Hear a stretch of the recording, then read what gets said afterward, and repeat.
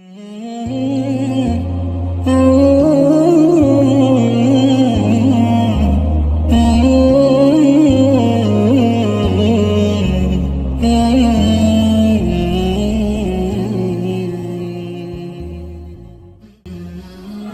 ونصلي على رسوله الكريم.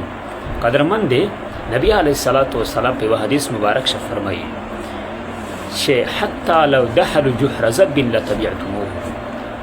یی کچیر دغه يهود او نصارا د سمسره په سروینه نوتلی وي تو هم پکښه نه ودی. صحابه کرام ورته فرمایي قیل یا رسول الله اليهود والنصارى، رسول پاک علیه السلام ته صحابه فرمایي ای موږ د يهود او نصارا د امر اتباع کوي د الله پیغمبر.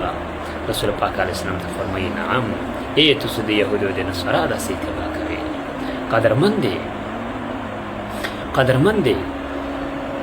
لکه نبی علیه الصلاة والسلام د موږ د پوره اسوه حسنات بهترین نمونه ویسو د رسول الله مبارک علیه الصلاة والسلام طریقه ده د سار د ژمنځولې یو د رسول پاک علیه الصلاة والسلام طریقه ده په سار شیبې کې کولې یو دغه رنګې یو سار جوړول دی وشته جوړول دی رسول پاک علیه السلام طریقه یو د غیر طریقه ده دا رنګ پګړې ولل دی د رسول پاک علیه السلام طریقه ده د غیر طریقه په هر ځای شي رسول پاک علیه السلام د سنت اتباع سار اسش منځوي نور ايش طرفانه شریک سار چې اصلي کور کوي اګه څه په ځای باندې سي خالي کوي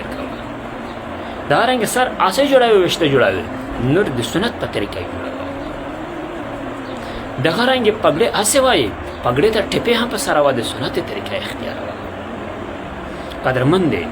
یو رواج ویل سړی ا رواج په عبادت باندې بدل شي. پګړې ولل د مش د خلک رواج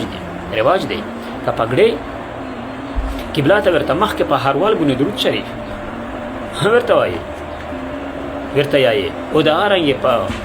ویلوړي باندې وایي دا سنت ته پکښه پیډو د عبادت شرواج هدي رواج الله پاک په عبادت درته بدل